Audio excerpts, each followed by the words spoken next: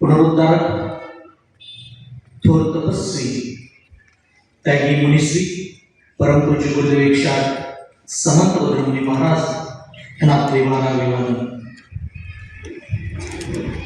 शैक्षणिक वर्ष 2025-26 व्यक्तिमत्व आपल्यासमोर आले ते म्हणजे संत साहित्याचे गाढे अभ्यासक, प्रखर वाणी ओजस्वी वाणीनं ओतप्रेत असलेले आपल्या संपूर्ण महाराष्ट्राचे वैचारिक तात्विक मार्गदर्शक इंद्रजितजी देशमुख साहेब अर्थात काकाजी, आपल्या जनगणना संपूर्ण संकुलाचे चेअरमन, विपश्यनाच्या मार्गातून तन मन धन अर्पण करणारे प्रज्ञावंत व्यक्तिमत्व म्हणजे काकाजी.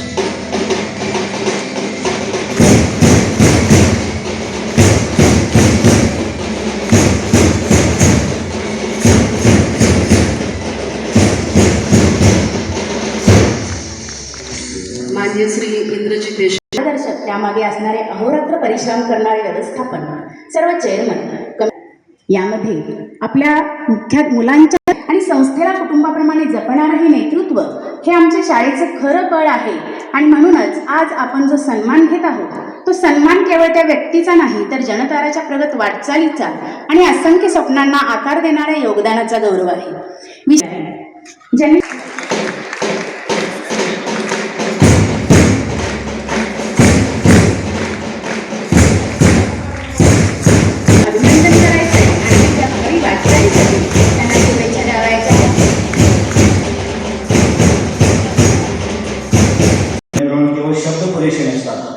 तर त्या शब्दामध्ये एक विचार असतात, त्या शब्दापाठीमध्ये एक आचार असतात, संस्कार असतात आणि त्याच्यामध्ये एक सेवाभाव असतो. आणि या सगळ्या वृत्तीने एक संस्था कार्यरत आहे ती म्हणजे शिवप्रतिष्ठान.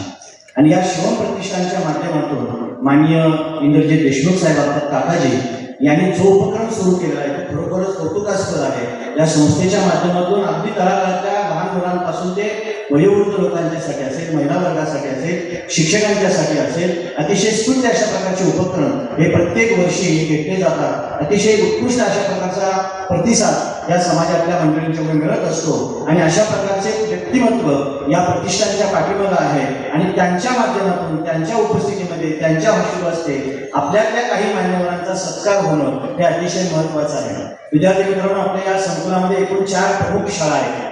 जनतारा कर्मवृक्ष विद्या मंदिर जयसिंगपूर, अक्काताई नरसप्पा नांदरेकर ज्युनियर कॉलेज जयसिंगपूर, पुरंदर नागराज जन्मापुरे प्राथमिक शाळा जयसिंगपूर आणि त्याचबरोबर इंदूमध्ये अपासून शिकले शिशु विकास मंदिर आणि प्रायमरी. या 4 नावांच्या मध्ये जे कुटुंबातले सदस्य आहेत ते 4 प्रमुख चेअरमन या ठिकाणी आहेत.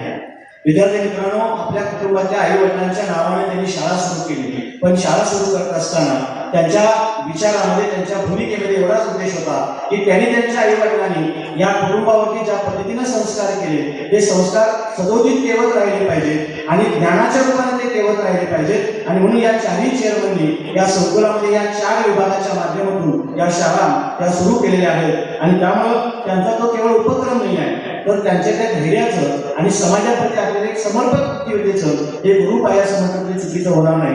असे एक सर्वोच्च रूप देणारे हे 4 चेअरमन. आणि या 4 चेअरमननी निश्चितच आमच्या शिक्षकांना आणि आपल्या विद्यार्थ्यांना नेहमीच पाठबळ दिलेलं आहे. अतिशय मनापासून तळमळीनं ज्या वेळेला जे काम सांगितलं ते काम करणारे आणि स्कॉलरशिपच्या परीक्षेमध्ये आपल्या विद्यार्थ्यांना यश मिळावं यासाठी अतिशय मनापासून कार्यरत असतात.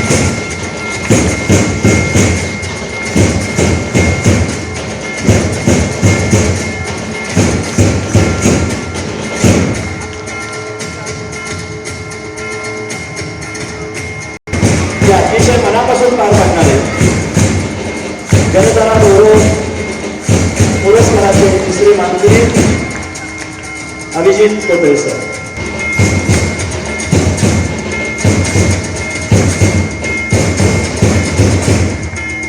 सर्वच मान्यवर, कारण बऱ्याच सगळ्या मान्यवरांचा आता परिचय तुम्हाला ज्ञात आहे, त्यात मी जास्त वेळ एवढी वाईट परिस्थिती जगामध्ये असताना अशी साथ सोडायची नसते. असं असतानाही घेऊ नकोस, मी तुझ्या पाठीशी आहे असं आश्वासन देत त्यांनी खरं खाली जायला पाहिजे होतं, पण ते तसेच गेलेले आहेत. त्यांनाही मनापासून नमस्कार. दिदी आणि दादांना या वयामध्ये मगाशी मी आल्या बघितलं आणि मी विचारलं सरांना की लेकरं शांत बसणार का. मग मी आजूबाजूला बघितलं की गुरुजनांची दहशत ही खरी बसणार का मनापासून बसणार. आजूबाजूला बसलेले गुरुजन आहेत, नजरेच्या धाकानं बसणार का स्वयं इच्छेनं बसणार, तो प्रश्न होता. पाठीमागं आई वडील आई बाबा आले आणि त्या दोघांच्या घरामध्ये होत असलेल्या गोष्टी आणि इथं होत असलेल्या गोष्टीमुळं शांत बसतील अशी अपेक्षा. आतमध्ये वाडकर सरांनी खूप छान आपल्याविषयी माहिती दिली. शाळा सुस्थितीमध्ये शिस्तबद्धरित्या कामकाज करत आहे आणि आपलं यश संपादन करत आहे. पण हे सगळं करत असताना गोंधळलेल्या परिस्थितीतल्या आईबाबांची काय परिस्थिती आहे. मगाशी शांतिकुमार सरांनी सांगितलं की बाळ पोटात असल्यापासूनच आई वडील विचार करतात की याला IAS करावं का IT करावं का इंजिनियर करावं. मग त्याला कोण करायचं याची चिंता तिथून सुरुवात होते आणि मग पालकत्वाचा प्रश्न निर्माण होतो की मला माझ्या मुलाला नेमकं कोण करायचं. खूप चिंता जगभरामध्ये आहे. कारण आमच्या काळामध्ये बरं होतं की मी माझ्या आई वडिलांचा नवा मुलगा, 5 बहिणी आहेत मला आणि मी 4 भाऊ. आणि त्या परिस्थितीमध्ये घर मोठं होतं, 30-40 माणसांचं कुटुंब होतं. हा, तुम्हाला ते बरोबर आहे. त्यानंतर हम दो हमारे दो माँ बाप फेक दो आलं आणि आता हम दो हमारा एक बजाज आहे. आता एकच बाळ्या किंवा एकच बाळी घरामध्ये आहे आणि मग आईवडिलांच्या समोर प्रश्न आहे की ह्या बाळ्याला आणि बाळीला काय करायचं भविष्य. आणि मग 10वी आणि 12वी आणि 10वी आणि 12वी म्हणजे खूप महत्वाचं वर्ष आणि अभ्यास अभ्यास अभ्यास केवळ अभ्यास. आणि त्या अभ्यासातून प्रश्न पडतो की नेमकं करिअर म्हणजे काय, कोणत्या गोष्टीचं करिअर माझ्या मुलाला द्यायचं. पेरेंटिंग मध्ये परदेशामध्ये पालकत्वाचा कोर्स केल्यानंतर बाळ जन्माला घातलं जातं. इथं बाळ जन्माला आल्यानंतर, कारण खलील जिब्रान असं म्हणतो की मुलं तुमच्या पोटी जन्माला आली की तुमच्या पासून जन्माला आलेली आहेत. निसर्गाने तुमच्यावर विश्वास ठेवला. यू आर ट्रस्टी, तुम्ही ट्रस्टी आहात निसर्गाचे. आणि ही लाख मुलाची लेकर तुमच्या पोटी जन्माला घातली तर ट्रस्टी म्हणून या बाळाला वाढवायचं कसं. आईबाप होणंही खूप आयुष्याची तपश्चर्या आहे असं म्हटलं जातं की ज्या वेळेला निसर्ग तुमच्या पोटी खूप विचार करून परिचर्चा करून तुमच्या पोटी बाळ जन्माला घालतो त्यावेळेला विचार येतो की मग हे बाळ जे जन्माला घातलं त्याचं काय करायचं, कोणती गोष्ट करायची. पालकत्व समजून घेत असताना सगळ्यात महत्वाची गोष्ट पहिली कोणती आहे तर मी कोणत्या प्रकारचा पालक आहे हे माझं मला समजलं आणि त्याप्रमाणे माझं वर्तन घरामध्ये ठेवलं. पहिल्या प्रकारचा पालक आहे, त्या पालकत्वाचं नाव आहे हुकुमशा प्रकारचा पालक. दहशत असते घरामध्ये. मग याच्यामध्ये ती पण असू शकते आणि तो पण असू शकतो. कुणाच्या घरात कोण आहे मला माहित नाही, ते आपलं आपण तपासून बघा. कारण लग्न हा एक असा किल्ला आहे की त्याच्या बाहेर असणारे आत जाण्यासाठी धडपडतात आणि आत असणारे बाहेर जाण्यासाठी दुर्बलतात. घरात दहशत कुणाची, घरात दहशत कुणाची. हुकुमशा प्रकारचा पालक असेल तर घरामध्ये संवाद नाही, मन दबून जातं, आत्मविश्वास संपून जातो, झेप घेता येते. मोकळेपणाने जर संवाद नसेल तर ते बाळ चिमून जात असेल. काही वर्षापूर्वी वडिलांची दहशत घरामध्ये आहे. घरातलं एक कुत्र्याचं पिल्लू घरातच त्या बाळाला चावता आहे. वडिलांच्या दहशतीमुळे तो वडिलांना सांगत नाहीये आणि 2 महिन्यानंतर तेच बाळ वडिलांच्या मांडीवर रेबीज होऊन संपून जातं. 1990 नंतर माइंड आणि मॅटर, 1990 पर्यंत कुटुंबामध्ये माइंड आणि मॅटर मन पण होतं माणसाला आणि तो वस्तूवर पण प्रेम करायचा. पण 1990 नंतर फक्त माणूस वस्तूवर प्रेम करतो आणि म्हणून करिअरच्या दृष्टीने बघत असताना आईवडील विचार करतात की माझ्या मुलाला एक नोटा छापायची मशीन करायचं. त्याचं पॅकेज खूप असलं पाहिजे, त्याला प्रेस्टिज खूप असलं पाहिजे, त्याची प्रॉपर्टी खूप असली पाहिजे. अशा एका वडिलांनी एक नवीन कार घरामध्ये आणली गॅरेजमध्ये कार असताना ती लहान मुलं त्या आजूबाजूला खेळत असताना त्यांच्या मुलांना त्यांनी कार आणलेली, त्यांनी काहीतरी खडा घेतला ना, त्या गाडीवर रेखाटण्याचा काहीतरी प्रयत्न केला. वडील आले बाहेर, बाळाकडे बघितलं तर ते बाळ गाडीवर काहीतरी लिहित होतं. वडिलांना राग आला, नवीन आणलेली गाडी, मुलापेक्षा गाडीवर प्रेम, आणि त्यामुळे मुलाला खूप मारला. दवाखान्यात ऍडमिट करून परत आल्यानंतर वडिलांनी बघितलं की त्या कारवर लिहिलंय काय आपल्या लेकरानं, तर बाळानं त्याच्यावर लिहिलं होतं, आय लव्ह यू बाबा. उशीर झाला होता. मी तशा प्रकारचा पालक आहे का? दहशत आहे का माझ्या घरात? दुसऱ्या प्रकारचा पालक घाबरणार आहे का? नकार द्यायला, घरामध्ये कोणतीही वस्तू मागितली की नाही म्हणत नाही, भित्रे असतात. काही IAS अधिकारी मी असताना नोकरीमध्ये, मुलगा कितीही त्याला जर मागितलं मध्ये आधी एखादी वस्तू, तर त्या सांगायच्या की पगार झाल्यानंतर मी तुला देतो, तुला आज नाही देत. कारण पालकत्वामध्ये त्यांना माहित होतं की माझ्या मुलाला समजायला पाहिजे की आज मागितलेली वस्तू मी आजच नाही देणार, तर माझा पगार होतो तितका दम, तितका संयम त्याच्याकडे असला पाहिजे. नकार त्याला पचवता,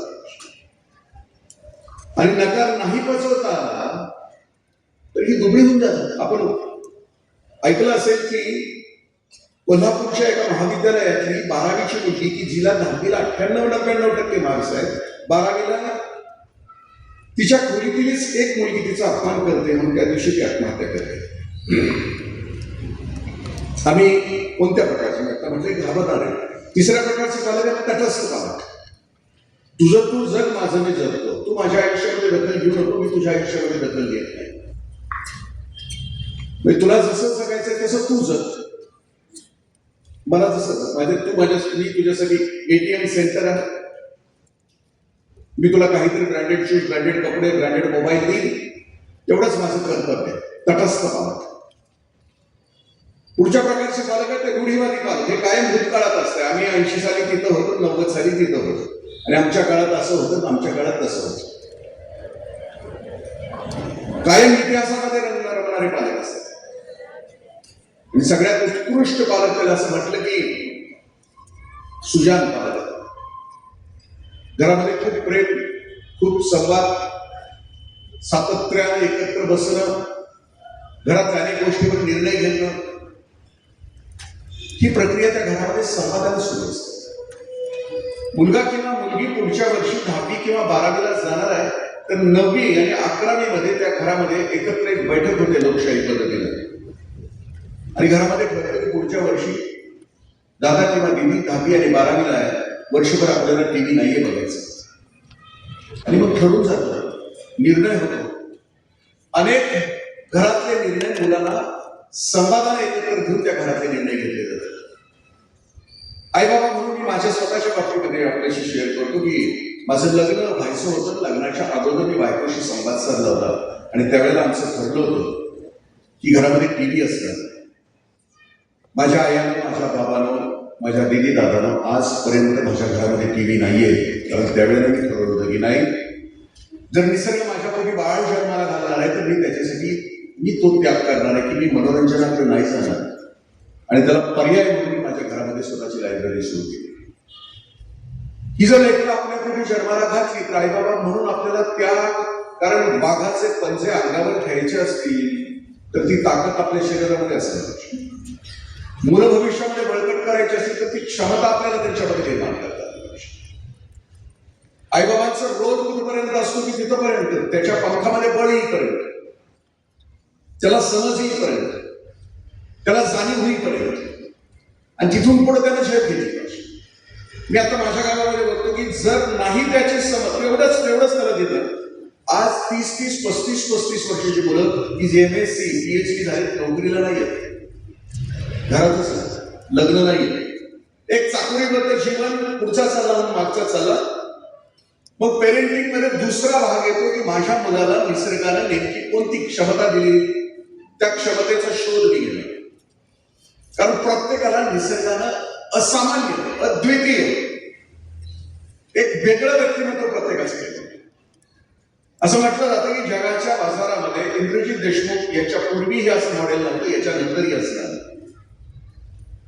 निसर्गाने खूप मॉडेल्स तयार केले, म्हणजे करोडो पिढ्या माणसाच्या होऊन गेल्या, पण एकासारखं दुसरं नाही. व्हेरिएशन आहे, प्रचंड व्हेरिएशन आहे. एवढ्या 4 इंचामध्ये करोडो मॉडेल्स तयार केले, पण त्याच्याकडे व्हेरिएशन इतकं काही नाही. एकाची डुप्लिकेट नाही, दुसरी नाही डुप्लिकेट, असामान्य आहे. तसंच आपल्या लेकरामध्ये काही असामान्य बुद्धिमत्ता आहे. ती बुद्धिमत्ता आईवडिलांना आणि शिक्षकांना जर लवकर समजली तर त्या मुलाचा भविष्यामध्ये विकास करता येतो. ते मूल हॅपी राहतं. ते ज्या क्षेत्रामध्ये जाणार आहे, एक पुस्तक खूप गाजतं, त्या पुस्तकाचं नाव आहे इकेगाई. म्हणजे आपल्या लेकराचा नेमका इकेगाई कोणता आहे, त्याला निसर्गाने कोणती बुद्धिमत्ता दिली, ती बुद्धिमत्ता आईवडिलांनी शोधून काढणं आणि त्या क्षेत्रामध्ये बाळाला विकास करण्यासाठी प्रेरित करणं, हे पाहिजे. कोणत्या प्रकारच्या बुद्धिमत्ता आहेत? जर दिशेने वातावरण भाषिक बुद्धिमत्ता. ते बाळ थपा प्रचंड मारतं घरामध्ये. सिनेमा बघून आलं, लग्नात आलं की निबार थपा मारतं घरात. त्याला श्रोता मिळायचेच अवकाश, ते बोलत राहतात. ज्याच्याकडे भाषेवर प्रभुत्व आहे, बोलण्यावर प्रभुत्व आहे, सायकोलॉजिस्ट असं म्हणतात की त्यानं निवेदन करावं, भाषण करावं, पुढारी व्हावं. कारण खूप कमी आहे त्या लोकांची, बोलणाऱ्यांची संख्या खूप कमी आहे ज्याच्यावर भाषेचं जो प्रभुत्व आहे. आमच्या गावाकडे मी बघतो आहे, लग्नात पण तेच बोलतात, स्मशानात पण तेच बोलतात, पण बोलताना नक्की काय बोलावं दोन्ही ठिकाणी कळत नाही. स्मशानात म्हणतात यांच्या आत्म्याला शांती मिळू दे, आणि लग्नात सुद्धा म्हणतात की या दोघांच्या आत्म्याला शांती मिळू दे.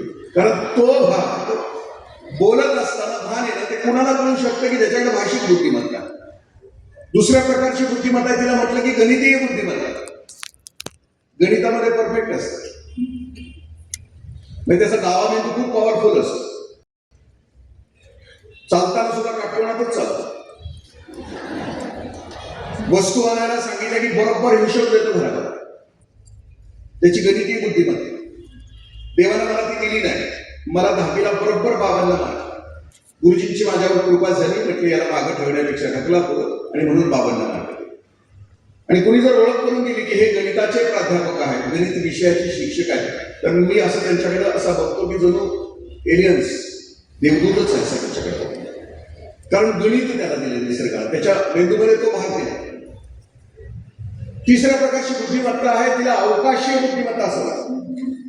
हे चित्रकार आहेत, हे शिल्पकार आहेत, यांना कळतं की दगडामधला नेमका कुठला टवका काढून टाकल्यानंतर आतली मूर्ती प्रकट होणार. बाळाला एकेला नावाचा रशियामध्ये खूप मोठा चित्रकार होणार. त्याला दोन्ही हात नव्हते, नुसतं चौकोनी धड होतं, पण त्याला जन्मापासून वाटत होतं की मी चित्रकार आहे. 20व्या वर्षी त्यानं खूप धडपड केली की मी चित्रकार आहे, माझं आयुष्य वाया जाईल, हात नाही गेले, मी चित्र काढणार कसं. म्हणून 20व्या वर्षी त्यानं तोंडामध्ये पेन्सिल पकडली,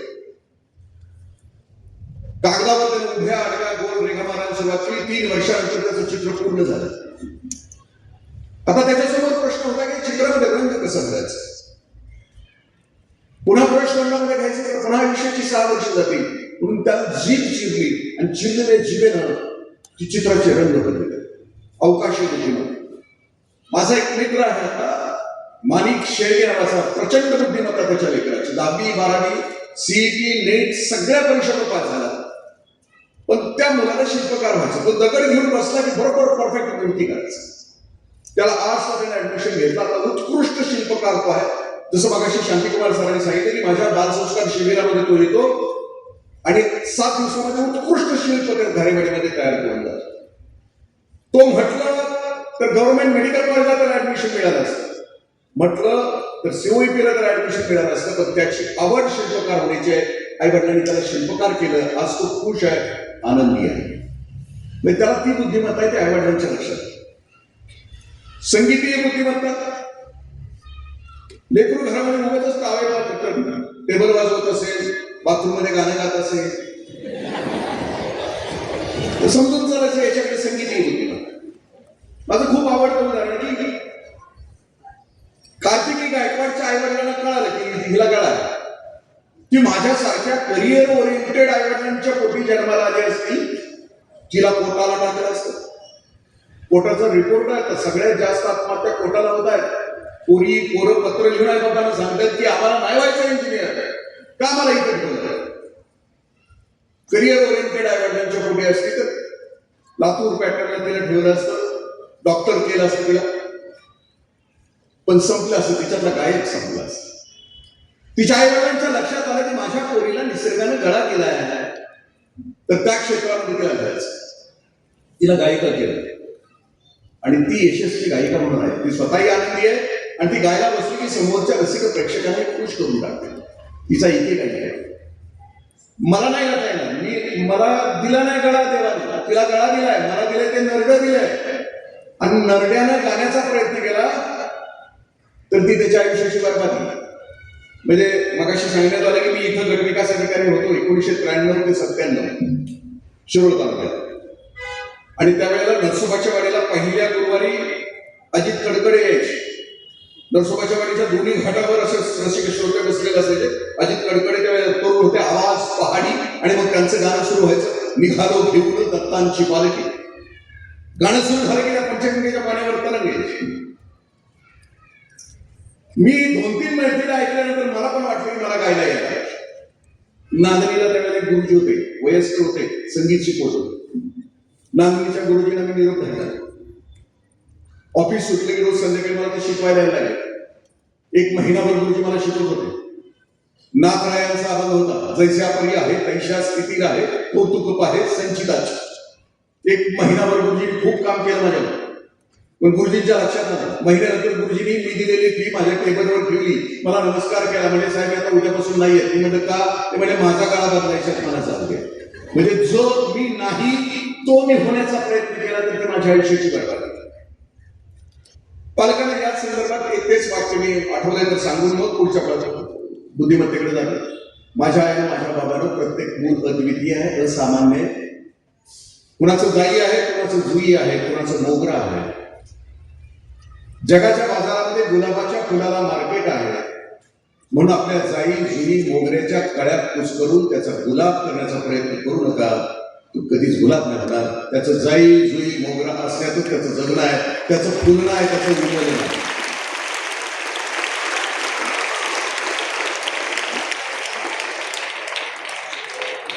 पुढची बुद्धिमत्ता आहे सर्वसमावेशक बुद्धिमत्ता. सगळ्यांशी जुळतं त्याचं.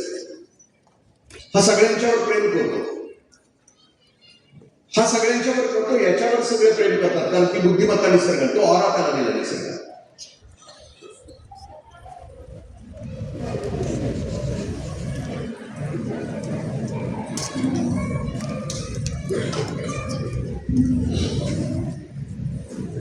कारण साने गुरुजीने एकदा आईला विचारलं की आई मी कोण हो? श्यामची आई श्यामला असं म्हणते की श्याम तू कोण पण हो, पण तू सगळ्यांचा आवडता हो. तर आवडता व्हायला खूप मोठी ताकद लागते. त्याच्याकडे सर्वसमावेशक बुद्धिमत्ता असावी लागते. पुढच्याचा चेहरा वाचवून त्याला बोलता आलं पाहिजे. कम्युनिकेशन स्किल त्याच्याकडे प्रचंड असलं. पुढची बुद्धिमत्ता आहे त्या लेखनाची परफेक्ट बुद्धिमत्ता. ते वह्या वाचताना सुद्धा, नोट्स काढताना सुद्धा 3-4 स्केच पेन घेऊन बसले, रंगाचे छान अभ्यास करते. दिवसभर रात्रभर तो आपल्या विकासाचा विचार करत असतो. त्याला परफेक्ट बुद्धिमत्ता असते. आणि शेवटची बुद्धिमत्ता आहे नैसर्गिक बुद्धिमत्ता. निसर्गावर प्रेम करणारे असते, जसे की ग्रेटा थुनबर्ग आहे, आणखी पुढे. म्हणजे आपलं मूल ओळखणं पालकाचा आता दुसरा टप्पा. आणि तिसरी गोष्ट पेरेंट या शब्दाचा अर्थ सांगतो की गुणांच्या संख्येकडे. पी फॉर प्रिपेअरनेस असं. माझा मुलगा मला कोण हवा, कोण व्हायला हवा अपेक्षा. म्हणजे मी आता म्हटलं की तो त्याचं जगणं खूप पैसे कमवून धनिक होऊन त्यानं जगाचा विरोध घ्यावा, तर त्याचं जगणं आतून प्रगल्भ होऊन या जीवनाचा अर्थ समजून की अलौकिक अद्भुत अशी माणूस नावाचा जन्म दिलेली ही जी आपली जी भूमिका आहे जगातली, ती उत्कृष्ट असामान्य बजावून ते आपल्याला करण्यात. मग त्यानं राजाहंस व्हावं का त्यानं बगळा व्हावा, तो इतरांच्या पेक्षा वेगळा व्हावा का सामान्य व्हावा. म्हणजे माझं प्रिपेअरनेस, माझं बाळ नेमकं कोण असावं भविष्य, म्हणजे त्याची झेप कोणती असावी. त्यासाठी मी प्रिपेअर आहे. स्वामी विवेकानंदांच्या आईने भुवनेश्वरी देवीने काशी विश्वनाथाला अनेक वर्ष दर सोमवारी पूजा करून काशी विश्वनाथाला असं सांगितलं होतं की हे भगवंता, हे शिवा, हे शंकरा, हे महादेवा, तूच माझ्या पोटी जन्माला आहे. प्रिपेअरनेस म्हणजे माझं पोरग हे सामान्य असणार नाही, डॉल्बीवर नाचणार असणार नाही, चंगीभंगी जगणार असणार नाही. ते असामान्य असेल, त्याच्या आयुष्यात जी उत्कटता आहे, उन्नत अवस्था आहे, ती त्याच्या आयुष्यामध्ये तो प्रकट करेल. जसं की स्वामीजी म्हणतात, every soul is potentially divine, how you manifest that is the question. म्हणजे त्याच्या आतमध्ये निसर्गानं जी भूमिका त्याला दिली ती तो मॅनिफेस्ट, तो प्रकट करतो, तो व्यक्त करतो. मी प्रिपेअर आहे का माझ्या बाळाच्या बाबतीमध्ये, का ते असंच मी मगाशी म्हटलं तसंच जगणार आहे सामान्य म्हणून. दुसरं फरक, एक फरक अवेअरनेस विषयी आपण बोललो की कोण आहे माझं बाळ, माझ्या बाळाला आवडतं का. बऱ्याच वेळेला कळत नाही की माझ्या बाळाचा रंग कोणता आवडता आहे, त्याला काय खायला आवडतं. कारण आम्ही आमच्या संसारामध्ये, आम्ही आमच्या मनोरंजनामध्ये इतके मग्न आहोत की त्या बाळाचं अवेअरनेस. तिसरी गोष्ट ती आर फॉर रोल मॉडेल असेल. रोल मॉडेल विषयी मानसशास्त्रज्ञ असं म्हणतात की घरामध्ये उत्कृष्ट वातावरण असेल. आई वडील सुजान पालकत्वामध्ये आपल्या लेकराची वाढ करत असतील आणि बाळ लग्नाच्या वयाला आल्यानंतर त्या बाळाला प्रश्न विचारला, मुलाला विचारलं की तुला तुझी बायको कशी हवी आहे, तर त्याला उत्तर दिलं पाहिजे की माझी बायको माझ्या आईसारखी हवी. आईसारखी या शब्दाचा अर्थ की जन्मल्यापासून त्या बाळानं बघितलंय आपल्या आईला, आपल्या वडिलांचा संसार सांभाळत असताना माझी आई माझ्या वडिलांना किती मदत करते. घर उठायच्या अगोदर ती उठते, घर झोपल्यानंतर ती झोपते. अख्ख्या संसाराचा गाडा पुढे भेटत असताना संकटाच्या क्षणाला माझ्या वडिलांच्या पाठीमागे कशी ठामपणे उभी राहते. ती रोल मॉडेल म्हणून बघते आहे, तो बघतो आहे की हा मला माझ्या आई सांगितलं. आणि लेकीला प्रश्न विचारला की तुला नवरा कसा हवाय, तर तिने सांगायला पाहिजे की बापाचा. द फर्स्ट हिरो आहे तिच्या आयुष्यात. तो तिनं बघितलंय की माझा बाप संसार चालवत असताना इथं किती सांभाळतोय माझ्या आईला, आम्हाला सगळ्यांना, परिस्थितीला, घटनांना, येणाऱ्या प्रत्येक गोष्टीला तो सांभाळतोय कसा, कारण तो रोल मॉडेल आहे तिचा. ई फॉर एम्पथी असं म्हणजे माझ्या मुलाच्या आतमध्ये एम्पथी आहे का, सिंपथी आहे का. चेन्नईमध्ये काही वर्षापूर्वी सुजित कुट्टन नावाचा मुलगा 12वीला होता. तो धावपटू होता. तो जिंकत स्पर्धेमध्ये शेवटच्या स्पर्धेमध्ये आला. त्याच्या वडिलांना हार्ट अटॅक आला होता. ते इंटेन्सिव्ह केअर युनिट मध्ये जगण्या मरण्याच्या सीमारेषेवर होते. आणि सुजित कुट्टन मैदानावर होता. सुजित कुट्टननं मैदानावर गोल्ड मेडल जिंकलं. टाळ्यांचा कडकडाट त्याच्या कानामध्ये घुमत होता. पण त्याच वेळेला सुजित कुट्टनच्या वडिलांनी आयसीयू मध्ये आपल्या आयुष्याचा शेवटचा श्वास घेतला. चेन्नईमध्ये पालकत्वावर अनेक परिसंवाद झाले की सुजित कुट्टननं त्यावेळेला कुठं असायला मैदानावर. त्या फालतू की जिथं वडिलांच्या पेक्षा दुसरा अनुभव गोष्ट कुठली असू शकत नाही, तिथं असायला पाहिजे होतं त्या माझ्या लेकरानं, त्या सुजित कुट्टननं. का आपल्या वडिलांच्या शेजारी शेवटचा श्वास घेत असणाऱ्या वडिलांच्या कपाळावर हात फिरवून त्याला आश्वासन देणारा तो 16-17 वर्षाचा मुलगा सुजित कुट्टन कुठं असायला पाहिजे. म्हणजे संवेदनशीलता, एम्पथी तुम्ही बघता आज आजूबाजूला एम्पथी नसल्याचे परिणाम तुम्ही आणि आमच्या आजूबाजूला बघतो आहोत. राजगुरुनगर तालुक्यामध्ये 1 महिन्यापूर्वी 10वीच्या मुलानं आपल्या शेजारी बसणाऱ्या आपल्या सख्या मित्राचा खून समोर शिक्षक शिकवत असताना गळाची नोंद केली. एम्पथी. अहिल्यानगरमध्ये 8वीतल्या मुलानं 10वीतल्या मुलाचा दुपारच्या सुट्टीमध्ये खून केला. मुंबईच्या एका शाळेमध्ये 4थीतल्या 4 मुलींनी आपल्याच वर्गातल्या एका मुलाचा खून केला. त्याचे 3 तुकडे केले, वर्गातल्या डस्टबिनमध्ये टाकले. MBBS झालेला मुलगा पूर्ण डिग्री घेऊन एका चांगल्या महाविद्यालयातून घरी येतो आहे. त्याचे वडील एका प्रतियश महाविद्यालयाचे विद्यार्थीप्रिय प्राचार्य आहेत. अनेक लेकरं त्या प्राचार्याने घडवलेली आहेत. रात्री मुलगा आलाय, दुसऱ्या दिवशी 2 जण दिवाणखान्यामध्ये बसून चहा पित आहेत. आणि त्यावेळेला दोघांची भांडण होतात. मुलगा वडिलांच्या थोबाडीत मारतो आहे. प्राचार्याला सहन होत नाहीये. घराच्या बाहेर पडतात, किरमिरीनं पळत सुटतात. दुर्दैवाने प्राचार्यांचं घर रेल्वे ट्रॅक त्यांच्या घरासमोर जातं. रेल्वे ट्रॅकवर प्राचार्य खाली उतरत आहेत, ट्रॅकवरून बेभान पळत सुटत आहेत आणि समोरून ट्रेन येते आणि प्राचार्य निघून जात आहेत. एम्पथी. माझा मित्र कोल्हापूरला ताराराणी चौकामध्ये, त्याची बायको 7 महिन्याची गरोदर, ताराराणी चौकामध्ये त्याला डाव्या बाजूला वळायचं आणि समोर 16 वर्षाची 2 पोरं मोटरसायकलवर. यांना हॉर्न वाजवला म्हणून 16 वर्षाची 2 पोरं रस्त्यावर मोटरसायकल स्टँडला लावून पाठीमाग आली. अशा मित्राच्या गाडीचे काच फोडण्यासाठी बुक्या मारत होती. मित्राच्या लक्षात आलं की घटना अवघड आहे, बायको शेजारी आहे, 7 महिन्याची गरोदर आहे, पोरं हिंसक झाली आहे. तो खाली उतरून त्याच्या पाया पडला, माफ करा चुकलं नसतं, नुसता हॉर्न वाजला. एम्पथी. पुण्यामध्ये 16 वर्षाचं पोरग पोर्शे नावाची गाडी घेऊन रस्त्यावर बेभान चालवून 2 पोरांचा जीव घेतो आणि त्या पोरांचा बाप पोराला वाचवण्यासाठी ससून हॉस्पिटलमध्ये रक्ताचे नमुने बदलतो. आम्ही ह्या गोष्टी का हरकत निघालो आहोत? ही एम्पथी आमच्या घरात का संपत चालली आहे?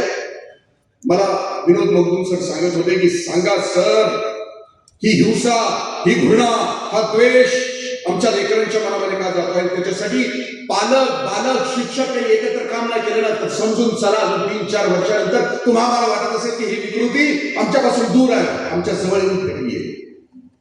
विचारा चला ना, वर्गात पोरं कशी वागतात, विचारा गुरुजींना, विचारा माझ्या ताईंना, कोणता उद्रेक आहे लेकरांच्या मध्ये, का ही हिंसा आहे लेकरांच्या मध्ये, का घृणा, का द्वेष, का मत्सर आहे लेकरांच्या मध्ये? हे येते कुठून? त्याला एक कारण आहे. एक टीव्ही सिरियल युरोपमध्ये दाखवण्यात आले, त्यानंतर युरोपमधल्या 13 देशांनी निर्णय घेतला की 18 वर्षाच्या आतल्या मुलांच्या हातामध्ये मोबाईल असणार नाही. 13 देशांनी निर्णय घेतला. आणि जर पोराच्या हातात मोबाईल असेल तर बापाला आणि पोराला 3-3 महिन्याचा तुरुंगवास असेल. कारण ज्या मोबाईलवर पोर आहे त्याच्यातून जे येत आहेत, जे रील्स येत आहेत, ज्या नको त्या गोष्टी येत आहेत, त्या गोष्टी आपल्या लेकराने तुम्हालाही मला बाप म्हणून आपल्याला सुद्धा उत्तेजित करतायत. आणि ही उत्तेजना सकारात्मक असेल, घडवणारी असते तर त्याच्याबद्दल प्रश्न होता, पण येणारी उत्तेजना आम्हाला संपवणारी पाहिजे. कुठली सिरियल? इंग्लंडच्या पंतप्रधानांनी 5-6 महिन्यापूर्वी त्यांच्या संसदेमध्ये सांगितलं, आई बाबांना त्यांनी सांगितलं की आपल्या मुलाला घेऊन ही सिरियल घरामध्ये बघा. इंग्लंडमध्ये ती सिरियल तयार केली. आज ही OTT वर उपलब्ध आहे, संध्याकाळी तुम्ही बघू शकता घरामध्ये. त्या सिरियलचं नाव आहे अडोलसन्स असं नाव. अडोलसन्स म्हणजे पौगंडावस्था. पौगंडावस्था या शब्दाचा अर्थ 13 to 19 ही जी लेकरं आहेत, टीन एज त्याला सांगतात. पौगंडावस्था या शब्दाचा अर्थ की तिची स्त्री झाली आणि त्याचा पुरुष झाला. 14 वर्षाच्या सिरियल स्टार होते की 14 वर्षाच्या मुलांना आपल्या वर्गातल्या मुलीचा भुसकून गुण केला. जवळजवळ तिसरीच्या लेकीच्या पोटामध्ये 10-11 इंच आतून होत असते. आणि मग शासनानं एक समिती बसवली की ज्याच्यामध्ये सायकोलॉजी, शिक्षण तज्ञ, की या मुलांना नेमका खून कशासाठी केला, कारण कोणता आहे आणि याच्यावर उपाय कोणता, आणि त्याच्यावरती सिरियल उभी आहे. आणि मग ते सिरियल मध्ये असं दाखवलं की चांगल्या घरातली मुलं 9 वर्षाची झाली तिकडं इंग्लंडमध्ये, चांगल्या घरातली, की त्यांना सेपरेट रूम देण्यात आले. त्या खोलीमध्ये या पोरांच्या समोर 2 स्क्रीन आहे, एक मोठा स्क्रीन आहे, एक छोटा स्क्रीन आहे, लॅपटॉप आहे आणि मोबाईल. त्या खोलीचा दरवाजा 9-10 तास बंद असतो. त्या खोलीला त्या सिरियल मध्ये डेमॉन्स रूम असं नाव दिले, राक्षसाची खोली. कारण या मुलाच्या किंवा मुलीच्या या खोलीमध्ये आईबापांना सुद्धा प्रवेश नाही, आली तर शिव्या करता येते. आणि मग जसे आपल्या देशामध्ये त्या लेकरांचे काही सोशल ग्रुप आहेत व्हॉट्सअपवर, फेसबुकवर, की ज्या ग्रुपवर द्वेष आणि हिंसा, मत्सर पसरवला जातात. विचारांच्या झुंडी आपल्या देशात आहेत तशाही तिकडे आहेत. जसं की माझ्या देशामध्ये रोज 43,000 मेसेजेस हिंसेच्या, घृणेच्या, द्वेषाच्या आणि मत्सराच्या आहेत. तसं त्या एका विचाराच्या झुंडीमध्ये हे बाळ अडकलं आणि त्यानं आपल्या मैत्रिणीचा खून केला. आता 3ऱ्या पार्ट मध्ये त्यांनी सांगितलं की ह्या मुलांना या मोबाईल पासून वाचवायचं असेल तर काय करावं लागेल, त्याचे उपाय त्याच्यामध्ये आहेत. स्वतः पालकांनी याच्यावर स्वतःचं बंधन करावं, त्यांचा उत्पादित वेळ घ्यावा. याच्यावर 2 पुस्तक आले. चुकून वाचायची सवय असेल किंवा माझ्या शिक्षक बंधूंनी बघितलेलं विनंती करतो की 2 पुस्तक आले. आपल्याला 35 मिनिटाचा क्लास त्याच्यामध्ये घरात घेतला आला तर डिटॉक्स डोपामाइन आणि डू इट नाव नावाची 2 पुस्तकं 80 पानाची. आई वडिलांनी याच्यावर नियंत्रण कसं करावं, कारण जर त्या रील पेक्षा त्या मोबाईलच्या स्क्रीन पेक्षा चांगला आनंद देणाऱ्या गोष्टी आपल्या लेकरांच्या सोबत करता येतील का, चांगला संवाद साधता येईल का, त्यांना चांगल्या खेळाचं व्यसन लावता येईल का, त्यांना निसर्गाचं व्यसन लावता येईल का, त्यांना आणखी कुठं की जो आनंद त्यांना मोबाईलच्या स्क्रीननं मिळतो त्याच्यापेक्षा उत्कट असा आनंद देणाऱ्या अशा गोष्टी त्याच्या आजूबाजूला कोणत्या त्या क्षेत्रामध्ये त्या बाळाला देता येईल का. घरात आई बापांनी स्वतः मोबाईलवर नियंत्रण ठेवता येईल का. खाताना मोबाईल नसणार आहे, स्वयंपाक करताना नसणार आहे, एकत्र बसल्यानंतर नसणार आहे.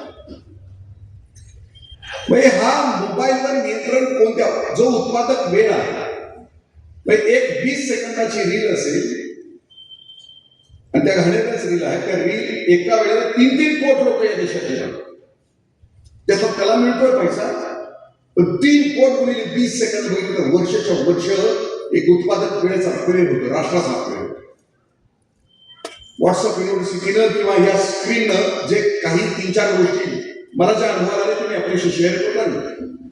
कारण घडणं, व्यक्ती घडते, एक कुटुंब घडतं, राष्ट्र घडतं, त्याच्याविषयी माऊलींची एक सुंदर ओळी की कशामुळे घडतं.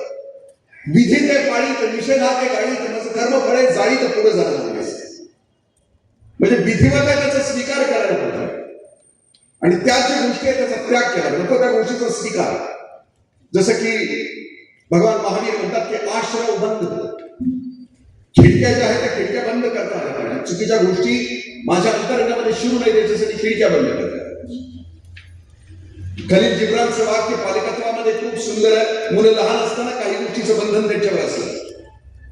खलील जिब्रान असं म्हणतो की वडाचं झाड जरी असलं तरी वडाचं झाड लहान असताना त्याच्या भोवती कुंपण असावं लागतं.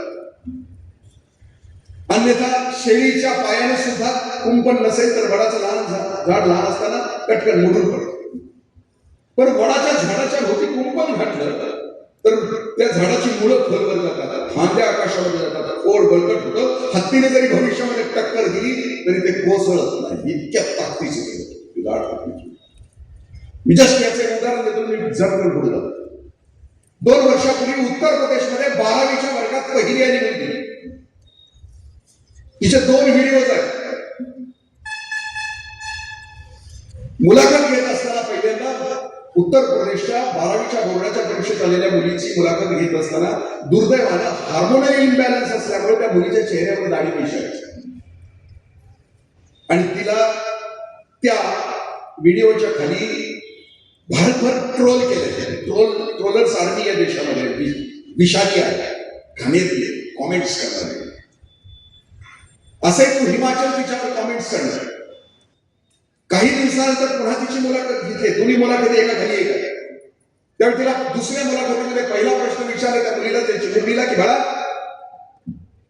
तुझ्या चेहऱ्यावर दाढी मिशा आहे, तुझा खूप अपमान झाला, ट्रोल केलं तुला वाईट नाही वाटलं? त्यावेळी ती मुलगी खूप सुंदर हसते आहे दुसऱ्या मुली. ती म्हणते की दिस इज हार्मोनल इम्बॅलन्स. 2 गोळ्या घेतल्या की निघून जाईल. पण ट्रोलिंग केल्यामुळं मी अख्ख्या भारताला माहीत झालंय. तिचं वाक्य आहे खूप सुंदर असते, तिला शिकवलं कोणी, ही क्षमता तिच्यामध्ये कोणी आली नाही.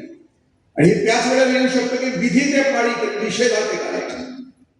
मी महाराष्ट्राच्या एका खेड्यामध्ये, एका सेमी अर्बन खेड्यामध्ये गावामध्ये गेलो होतो 2 वर्षापूर्वी. फेब्रुवारीचा महिना होता आणि त्याच दिवशी 10वीच्या मुलानं आपल्याच आईचा खून केलेला होता. फेब्रुवारीचा महिना होता आणि आई आपल्या मुलाला सांगत होती की बाळा पुढच्या महिन्यामध्ये परीक्षा आहे, मोबाईल बंद कर. मुलगा मोबाईल बंद करत म्हणून आईने थोबाडीत मारली. मुलगा आईला त्याला असं उठवलं, ढकलत नेलं, जोरात ढकलल्यानंतर ती पाठीमागच्या भिंतीवर आली. संपले.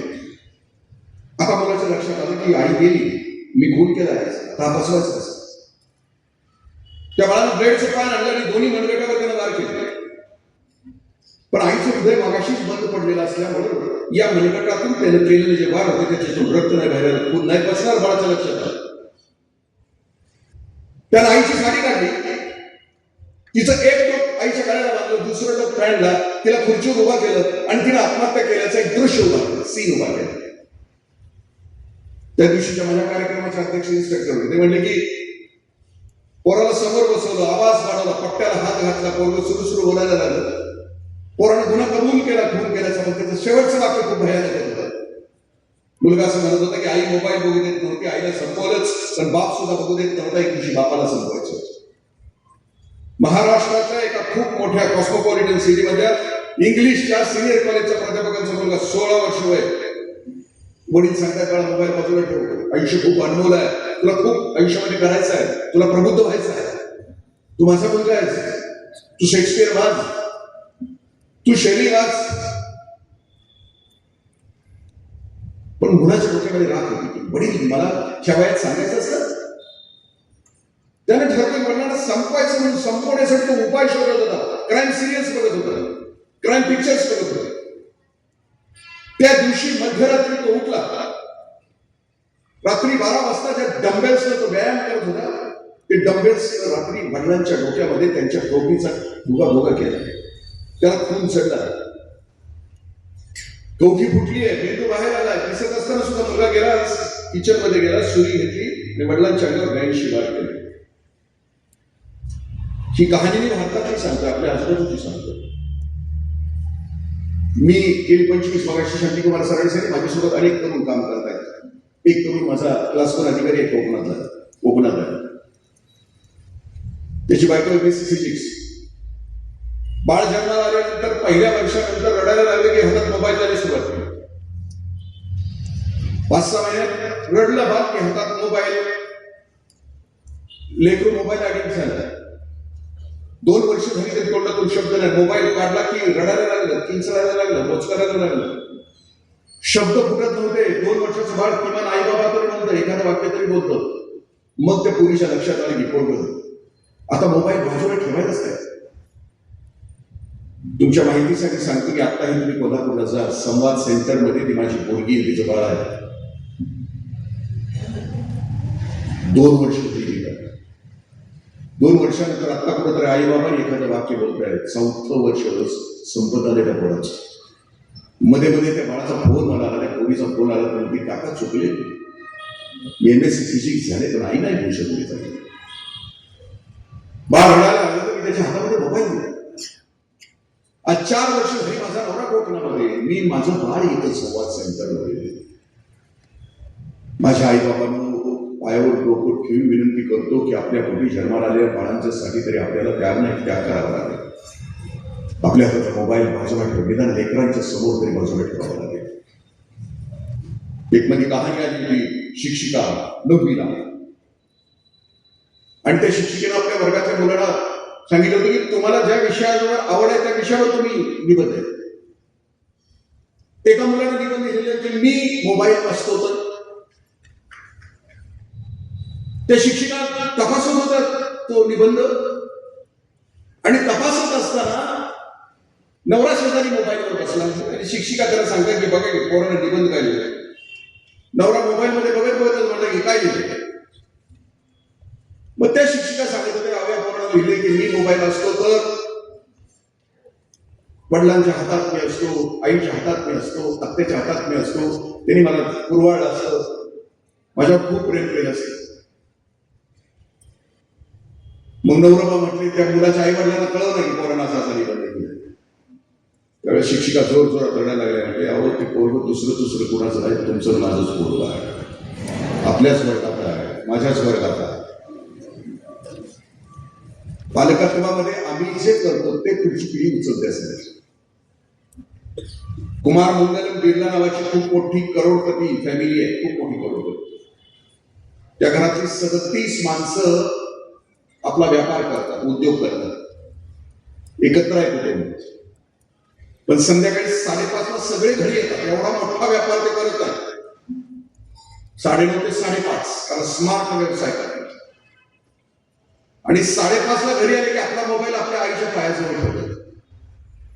दुसऱ्या दिवशी सकाळी 9:30 ला करोडोंचा बिझनेस असलेल्या घरातला मोबाईल 9:30 ते 5:30 याचा ₹1.5 बिझनेस आहे. आणि डोक्यावर चादर घेऊन काय बिझनेस करते. मोबाईल त्या घरातली एक उत्कृष्ट व्यवस्था. त्या घरातली कुमार मंगलम बिर्लांच्या घरातली फॅमिली रात्री 8 ते 9:30 पर्यंत एकत्र जेवते. 1.5 तास जेवते.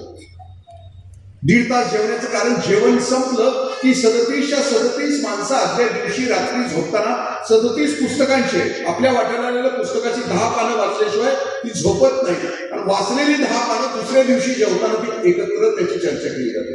म्हणजे एकाच वेळेला त्या टेबलवर 37 पुस्तकांचा सार त्या कुटुंबामध्ये येतो. केवढी प्रगल्भता त्या घरामध्ये. ऍव्हरेज माणसांच्या गुणदोषाची चर्चा करतात. मध्यम माणसं इव्हेंटची चर्चा करतात. आणि great people discuss about idea असं म्हणतात. ज्यांना मोठं व्हायचं आहे ते आयडियाची चर्चा करतात. आपल्या घरात आयडियाची चर्चा सुरू झाली की लेकरं ती आयडिया घेऊन त्या आयडियाची दिशा आपलं भविष्य घडवतात. आम्ही ठरवा म्हणजे उत्कृष्ट पालकत्व आपल्या आयुष्यामध्ये लेकरांच्यासाठी देत असताना आम्ही कोणकोणत्या गोष्टी करायला पाहिजे. घरामध्ये सांभाळताना पालकत्वामध्ये आणखी 4 गोष्टी महत्वाच्या आहेत. घरामध्ये आमची नजर कशी आहे, घरामध्ये आमचे शब्द कोणते आहेत, घरामध्ये आमचा स्पर्श कसा आहे, आणि घरामध्ये प्रेम व्यक्त करत असताना एकमेकाला आठवणीने काही प्रेझेंट वस्तू देतो का. शब्द कोणते आहेत हे 4 गोष्टी. शब्द, स्पर्श आणि 2 कुठल्या सांगितले, नजर आणि भेट वस्तू देतो. PAR, E for empathy, N for negativity असतं. आपण पेरेंटचा नाव फॉर बघा, N फॉर निगेटिव्हिटी. म्हणजे लेकराच्या आयुष्यामध्ये निगेटिव्हिटी येऊ नये यासाठी काय करायचं. मी 12वीला नापास झाला.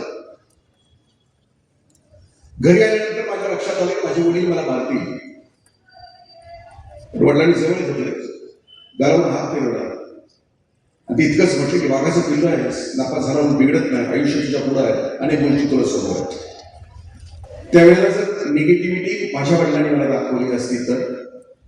संस्कार या शब्दाचा अर्थ की योग्य वेळी योग्य शब्द, योग्य स्पर्श, योग्य नजर, योग्य भावना, जो क्षण त्याच क्षणाला व्यक्त करता येणं ही खूप मोठी कसरत आहे घरातल्या गोष्टीमध्ये. आणि लास्ट मी म्हटलं की ट्रस्ट, विश्वास कोणता की वय म्हणजे प्रेमाच्या बाबतीमध्ये 5 टप्पे आहेत असं म्हटलं जातं. Attraction, share, care and love. पालकत्वामध्ये घर, शेअर, केअर आणि लव्ह या 3 गोष्टीनं भरलेलं असतं. घरातल्या कुठल्याही सदस्याला त्याच्या आयुष्यामध्ये एखादं दुःख झालं तर चटकन घरातच व्यक्त करावंसं वाटतं का बाहेरच्या कोणाशी व्यक्त करावंसं वाटतं. आपण त्याचे फ्रेंड्स आहोत, आपण त्याचं पहिलं प्रेम आहोत की त्याला व्यक्त शेअर करावंसं वाटतं.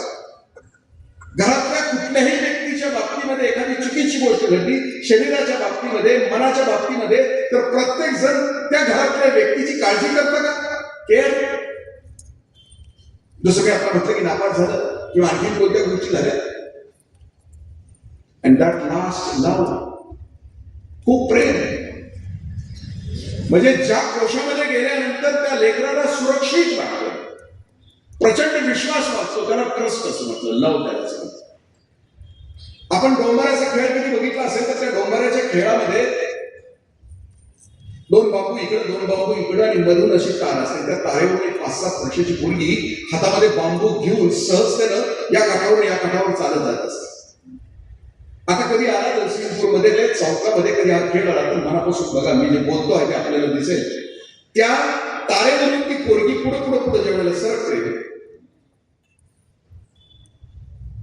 ती बिनधास्त असते, आत्मविश्वास असतो. त्याचं कारण काय आहे, त्या पुरीचा बाप आहे तिच्या खाली ढोल वाजवत असतो. बापाचं एक पाऊल पुढे की पुरीचं एक पाऊल पुढं, बापाचं एक पाऊल पुढे की पुरीचं एक पाऊल पुढं.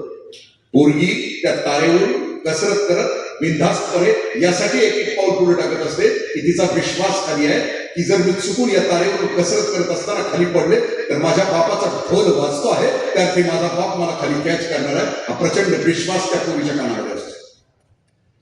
आमचं लेकरू भविष्यामध्ये जर चुकलं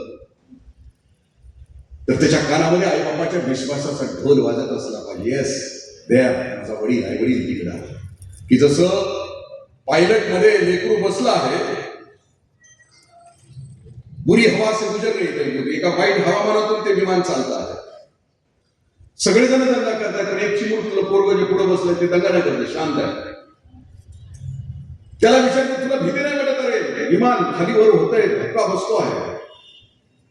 ते पोरग म्हणते की वैमानिक आहे, माझा बाप आहे, मला माहिती आहे, मी आहे तर नाही विमान खाली पडणार. विश्वास म्हणजे त्याच्या आयुष्याचं विमान उडत असताना बाप त्याच्या पुढे पाहिलं असेल, योग्य मार्गदर्शन करणार, तितका विश्वास कलेकरांच्या अंतःकरणामध्ये तयार करणं म्हणजे पालक. आणि लास्ट मुलांना आपल्यासाठी एक गोष्ट शेअर करतो आणि मग पुढे चलतो की ज्याला पालकत्व समजलं, तुम्हाला आई वडील समजले, त्याची जगाविषयीची प्रतिक्रिया कोणती असते. 12वीच्या बोर्डाच्या परीक्षेमध्ये धारावीच्या झोपडपट्टीतला एक सलील नावाचा मुलगा पहिला 12वीच्या बोर्डाच्या परीक्षेत त्याचा सत्कार करायला त्याचे प्राध्यापक त्या झोपडपट्टीमध्ये गेले. धारावीच्या झोपडपट्टीचं वातावरण, मुलखाचा गोंगाट, दुर्गंधी, आवाज, रस्ते गटारांनी बरबटलेले, रोगट वातावरण. प्राध्यापक त्या झोपडीमध्ये पोहोचल्यानंतर या बाळाचा सत्कार करताना लक्षात आलं की झोपडीमध्ये दौलत काय, श्रीमंती किती आहे त्या झोपडीमध्ये. 2 सतरंजा, एक स्टोव, काही शिजवायचं साहित्य. प्राध्यापकाने त्याला प्रश्न विचारला की सरी तू पहिला कसं काय आला? आमच्या बाळाला सगळं घेऊन दिलं आणि सायकल दिली, बूट दिला, सगळे क्लासेस लावले, कार्ट येत नाही, कार्ट पास सुद्धा होत नाही, तू कसं काय? सलील उत्तर देतो की सर मी 7वीला होतो, माझी बहीण 4वीला होती. 7वीला असताना माझे वडील जग सोडून निघून गेले, कारण ते माथाडी कामगार होते, जमलं नाही, झेपलं नाही, संपले. माझी आई कधी घराच्या बाहेर नव्हती, पण झोपली तर झोपली. उपासमार सुरू झाली, आमची शाळा थांबली. पण एक दिवशी आईच्या मनात घेतलं की आम्हाला शिकवायचं, संसार पुन्हा एकदा उभा करायचा. आई झोपडीच्या बाहेर पडली आणि शेजारच्या अपार्टमेंटमध्ये धुण्या भांड्याचं काम करतो. आईचं पैसे कमावणं सुरू झालं, आमचं शिक्षण सुरू झालं, घराची चूल पेटली, उपासना थांबली. सर एक वर्षभर सुरळीत सुरू होतं, आमचं शिक्षण सुरू होतं, आईचं कमावणं सुरू होतं. पण सर आई सकाळी धुण्या भांड्याला जायची, ती संध्याकाळी परत यायची, दिवसभर पाण्यात असायची. जिथं दुपार होईल तिथं शिळा तोपडा खायची, अविश्रांत कष्ट करायची. सर पण पाण्याच्या सहवासानं सर आईला सर्दी झाली आणि सर्दी सर पुढे निघून गेली. आईला टीबी झाला, आईने घरामध्ये अंथरूण पकडलं. सर उत्पन्न बंद झालं, उपासमार पुन्हा सुरू झाली, पुन्हा शिक्षण थांबलं आमच्या दोघांचं. मग सर आम्ही दोघांनी मिळून ठरवलं धारावीच्या झोपडपट्टीतल्या चौकामध्ये चहाचा गाडा टाकायचा. आम्ही दोघांनी मिळून चौकामध्ये चहाचा गाडा टाकला. सर मी 5-6 तास चहा करायचो, माझी बहीण 3-4 तास चहा करायची. सर पैसे सुरू झाले, आईचा औषधोपचार सुरू झाला, आमची शाळा सुरू झाली. पण सर आई उठली नाही आजारपणातून. आई खंगून गेली, टीबीनं तिच्या अंगावरचं मांस खाल्लं, हाडाचा सापळा पिंजरा फक्त शिल्लक राहिला. सर पण आता तिच्या मरणाचे क्षण जवळ आले, तर तिच्या श्वासाची शेवटची घरघर सुरू होती. आता तिला मरायचं होतं सर, पण तिचा आवाज खूप क्षीण झाला होता. तिचा आवाज माझ्या कानापर्यंत येत नव्हता. मी खाली बसलो, आईचं डोकं मांडीवर घेतलं, माझा कान तिच्या तोंडाजवळ नेला आणि आई जीवाच्या आकांतानं विसरील शिक आणि घडीला शिकव. सर एवढंच घटली, आई जग सोडून निघून गेले. सर 10वी झाली, 11वीत आलो, 12वीत आलो, 17 वर्षाचं वय. सर कॉलेज आल्यानंतर वाटायचं ना जवानी मस्ती दिल दोस्ती दुनियादारी सर वाटायचं ना कॉलेज आल्यानंतर क्लास बुडवावा मॅट्रिनीला जावं क्लास बुडवावा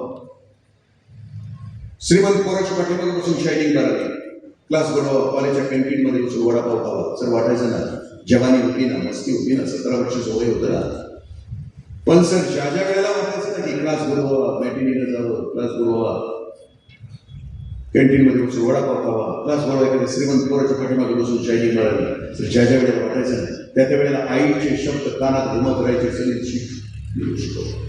आणि मरतानाचे आईचे सताड उघडे असणारे डोळे माझा पाठलाग करायचे सलील माझ्या पतनाच्या माझ्या घसरण्याच्या प्रत्येक क्षणाला माझ्या आईने मला सावरलं आणि म्हणूनसाठी पडला बळा घरी गेल्यानंतर आई तपासा पालकत्व मी तुम्हाला काय सांगतो आहे घरी गेल्यानंतर आईला बघा ना जरा तुम्ही उठायच्या अगोदर उठणारी तुम्ही झोपल्यानंतर झोपणारी निरपेक्ष व्यक्तीने रात्रंदिवस तुमच्या स्वप्नांचा पाठलाग करणारी बाबा कधीतरी बघा या जगामध्ये 2च नाती अशी आहेत बळानं की तुमच्या स्वप्नांच्याकडं वाढ बघताय तुम्ही सिद्ध व्हावं या जगामध्ये पराक्रमी व्हावं तुम्ही सिद्ध व्हावं प्रत्येक मुलाचा आणि मुलीचं सगळ्यात मोठी भेट आपल्या आई वडिलांना कोणती असेल तर मुलगा किंवा मुलगी जगाच्या बाजारामध्ये यशस्वी होऊन सिद्ध झाली आहे मी कित्येक IAS अधिकारी डेप्युटी कलेक्टर DYSPच्या सत्काराच्या कार्यक्रमाला जातो शेजारी बसली पोरगी त्यांना विचारतो गेले पास झाला आईला फोन केलास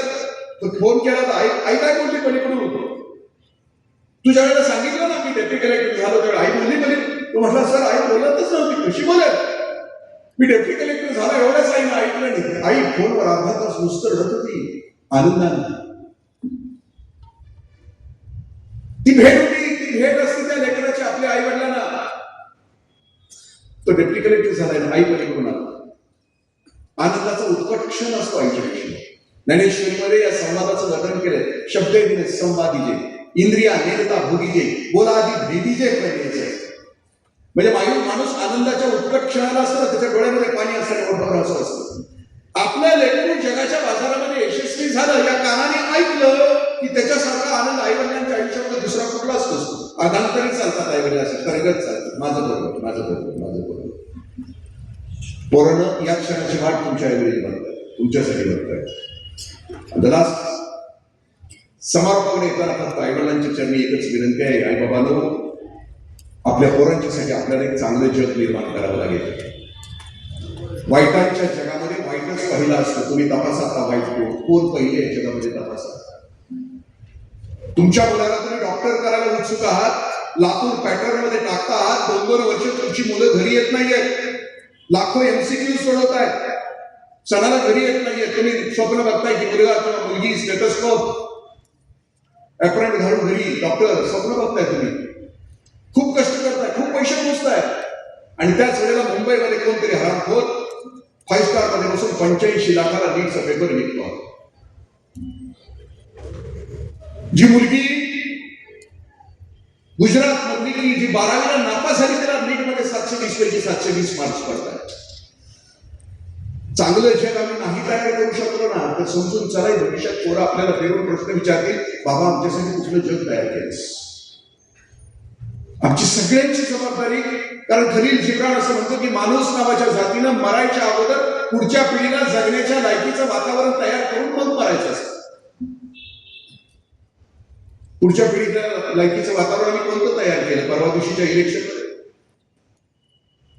विकला माणूस जमीन विकला आत्मा विकला पावला पावलाला पोरांच्या वाट्याला फसवणूक पावला बेईमानी पावला गद्दारी त्या जगामध्ये मी एक वाक्य आपल्याशी शेअर करतो की जी व्यक्ती जे कुटुंब जो समाज सदाचाराच्या उन्नत गोष्टीवर असतो तोच समाज सुखी असतो भगवान श्रीकृष्ण म्हणतात की अशांतस्य कुतः सुखम अशांत व्यक्ती अशांत कुटुंब अशांत देश कधी सुखी असू शकेल माझे गुरुवारी महावीर पाटील साहेब महावीरांना इथं आहे त्यांच्याकडे विपश्यना शक्तिपठांचा कोर्स त्यांच्याकडे शिकलो त्यांच्याकडे विपश्यनाचा कोर्स केला त्याचा चेहऱ्याकडे जरा बघा शांत व्यक्ती आपल्या भोवतीचं वातावरण शांत करायचं विपश्यनाची जी ताकद आहे आम्हाला जर चांगलं जग तयार करायचं असेल तर ती साधना साधना समाधी सेवा सत्संग सचिवाद असायला पाहिजे. कनक कांता कीर्ती ही डुबवणारी गोष्ट आहे. विपश्यनाचं सूत्र किती सुंदर आहे. सब पापस्य अकारणम कुशलस्य उपसंपदा सचित्तस्य परियोदपनम एतत्तव बुद्धानुशासनम. साधी सोपी विपश्यना आहे. चांगुलपणा आपल्या हृदयामध्ये धारण करून मनामध्ये प्रशांत स्थिती धारण करून जगाला जे चांगलं आणि उन्नताची देण्याची अवस्थेमध्ये बुद्धत्व म्हणजे काय बनले. आणि ते कसं प्राप्त होणार. एका सूत्रात सर्व पापस्य अकारणम. दिवसभर मी काय वाचा मनानं कुठलंही पाप नाही केलं. कुशलस्य उपसंपदा माझ्या वाट्याला आलेलं जे काम आहे ते प्रामाणिकपणे मी पार पाडेल. आणि सचित्तस्य परियोदपनम रोज 1 तास मी माझ्या हृदयामध्ये बघेन विपश्यना करेन. वेदना वेदनानुपश्यी विहरती काया कायानुपश्यी विहरती चित्ता चित्तानुपश्यी विहरती. मी हृदयामध्ये बघेन आणि मी माझा विकास करेन. अशी घरं अशी कुटुंब तयार व्हावी की ज्या घरामध्ये मी लाख मोलाची लेकरं आहेत. त्या लेकरांना असे आईवडील जरी निगेटिव्ह वातावरण असलं भूतानी तरी एक सकारात्मक विचार. मग वाडकर सरांच्या पासून मगदूम सरांनी ज्या गोष्टी सांगितल्या की सगळ्यांच्या विषयी त्या गुरुजनांचं कौतुक आहे की ज्यांनी इतकी मोठी झेप या लेकरांच्या आयुष्यामध्ये. खूप मोठं काम आहे शिक्षकांचं. कवायत करणारा शिक्षक ज्यावेळेला सकाळी शिक्षक ज्यावेळेला कवायत करत असतात त्यावेळेला कवायत करत असताना शिक्षकाचा एक पाय चुकला तर अख्ख्या पोरांचा एक पाय चुकत राहतो. एक शिक्षक एक कृती चुकला तर अख्ख्या लेकरांची कृती चुकली. पण एक शिक्षक तितकीच चांगली विधायक कृती करतो तर अख्खी लेकरच्या लेकर विधायक लेकर वाद राहतात. मी त्या सगळ्या गुरुजनांचं हृदयापासून कौतुक करतो. आणि मी मागाशी वाडकर सरांना सांगितलं स्टँडर्ड ऑफ लिव्हिंग म्हणजे विकास म्हणजे standard of life. Standard of life या शब्दाचा शेवटचा अर्थ मी आपल्याशी शेअर करतो.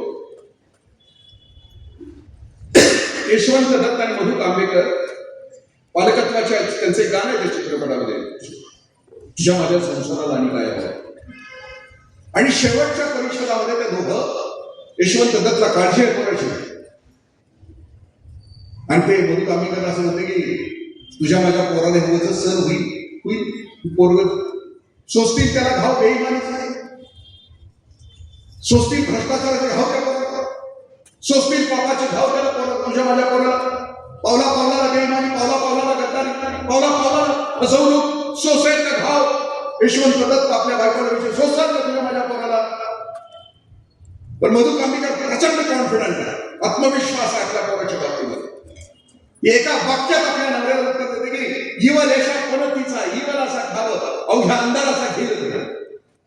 मधु कांबेकर यशवंत दत्त आपल्या नवऱ्याला विश्वास देते की तुझ्या माझ्या पोटी जन्माला आलेला पोरग चंगी भंगी नाही आहे. खा प्या आणि मजा करा त्या संस्कृतीचं नाहीये. Eat drink and be happy हे दिल मागे मोर संस्कृतीला नाहीये. तुझ्या माझ्या पोटी जन्माला आलेला पोरग पडती प्रकाश घेऊन जन्माला येईल. जगाचा जो अंधार आहे पापाचा तो नाहीसा करणारा इतकं दिव्य पोरग तुझ्या माझ्या पोटी जन्माला आलेला. एकटंच नाही सेल्फिश नाही एकट्याचा संसार करणार नाहीये. अवघ्यांना उन्नत करणार अवघ्यांच्या आयुष्यामध्ये सुखाची पेरणी करणार तुझ्या माझ्या पोटी जन्माला येणारा पोरगा. पालकत्वाची जी जबाबदारी आहे नाही आलं तर समजून चला 5-6 वर्षानंतर ही पोर आपल्याला प्रश्न विचारतील बापा कुठलं जग आमच्यासाठी सोडलं. घृणेनं भरलेलं हिंसेनं भरलेलं द्वेषानं भरलेलं का आमच्या समाजामध्ये आणखी चांगुलपणाचा सत्कार चांगुलपणाच्या गोष्टीचा उद्धार त्या गोष्टी तुमच्या माझ्या घरात समाजात व्हाव्यात अशी प्रार्थना. बोलण्यासारख्या आणखी पालकत्वाच्या आणखी गोष्टी आहेत पण ज्या मला आता बोलता आल्या आपल्याशी शेअर करता आल्या त्या मी केल्या. विनंती आहे पुढच्या पिढीसाठी आई बापांनी आपल्या परीनं एक परिवार चांगला जनतारा नावाचा एक परिवार चांगला तयार व्हावा. त्या परिवाराची एकत्र येऊन घराचं प्रांगण शाळेपर्यंत शाळेचं प्रांगण घरापर्यंत अशी एक व्यवस्था निर्माण करावी आणि त्याच्यातून ही दिव्य लेकरं आपल्या अस्तित्वानं अवघ्या जगाचा अंधार दूर करणारी व्हावीत अशी प्रार्थना मला बोलवलं. शांत चित्ताने ऐकून घ्यायचं. साथ सोडून गेलेले सुद्धा खाली ऐकून घेण्याची साथ दिली मला त्याबद्दल त्यांचे गुण व्यक्त करतो आणि आपल्या सगळ्यांना मनापासून नमस्कार करतो. धन्यवाद. जय हिंद जय महाराष्ट्र. हुकुमशाही तटस्थ रूढीवादी पालक न होता सुजाण पालक बनावे. पालक म्हणून वस्तीची भूमिका